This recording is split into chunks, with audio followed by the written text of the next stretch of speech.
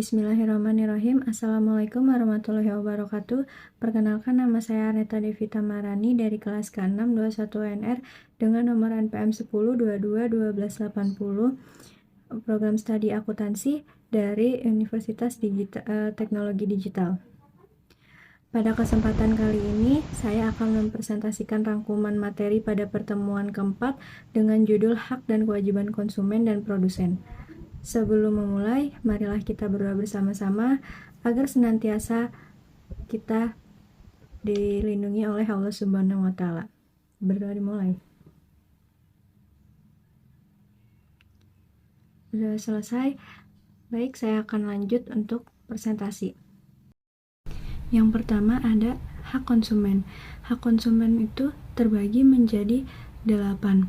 Yang pertama ada hak atas kenyamanan, keamanan, dan keselamatan dalam mengonsumsi barang atau jasa.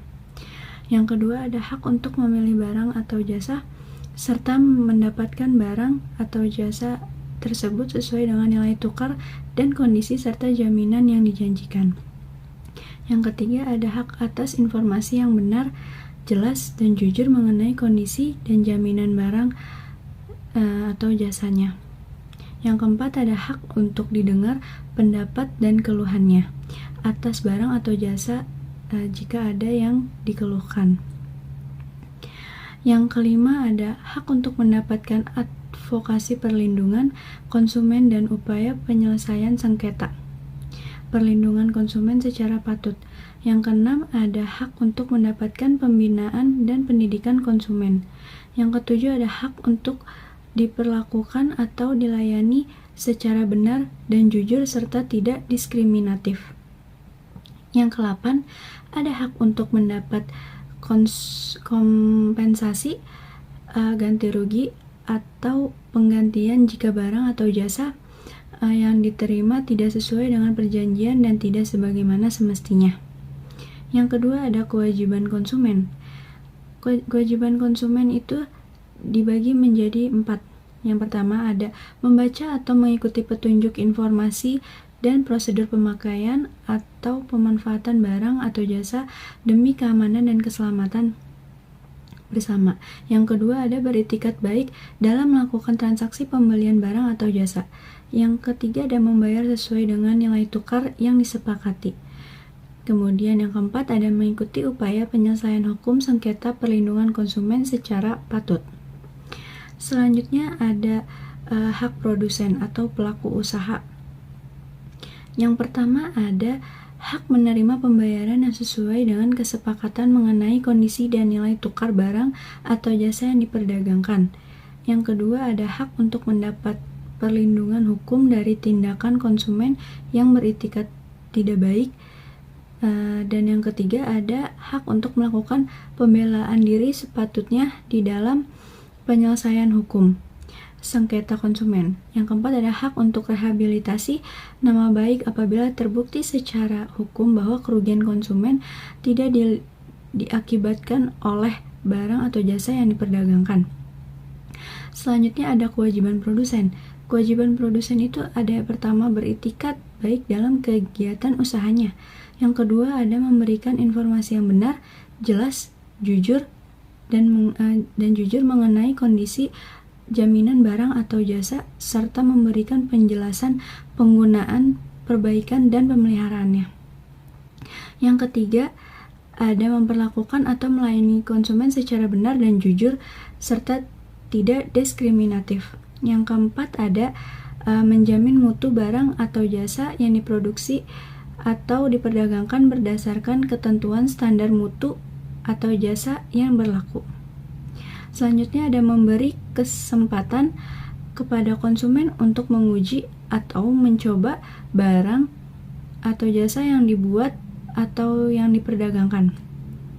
Selanjutnya ada memberi kompensasi, ganti rugi, atau penggantian atas kerugian akibat penggunaan, pemakaian, dan pemanfaatan barang atau jasa yang diperdagangkan. Selanjutnya yaitu memberi kompensasi ganti rugi atau penggantian bila barang atau jasa yang diterima atau dimanfaatkan tidak sesuai dengan perjanjian. Selanjutnya ada hak dan kewajiban konsumen dan produsen menurut perdagangan Islam. Dalam Islam, kerugian atau bahaya fisik yang diderita oleh konsumen karena cacat produk atau penipuan adalah perbuatan yang tidak dibenarkan. Oleh karena itu, pelaku usaha atau produsen harus bertanggung jawab atas perbuatannya. Tanggung jawab jika dihubungkan dengan penyebab adanya ganti rugi dapat dibedakan menjadi 5.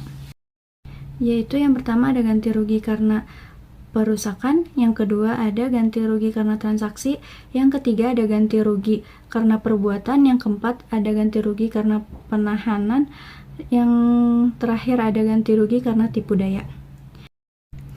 Salah satu hak konsumen dalam Islam adalah hak untuk memilih yang dikenal dengan istilah khiyar. Melalui hak khiyar ini, Islam memberikan ruang yang cukup luas bagi konsumen dan produsen untuk mempertahankan hak-hak mereka dalam perdagangan.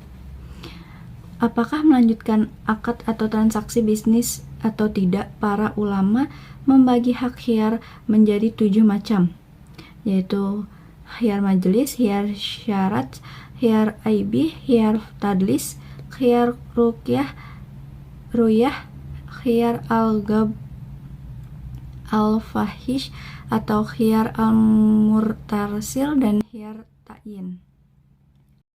Mungkin itu saja yang dapat saya sampaikan.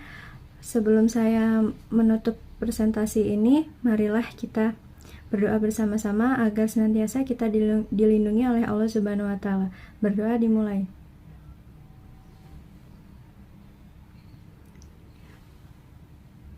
Berdoa selesai.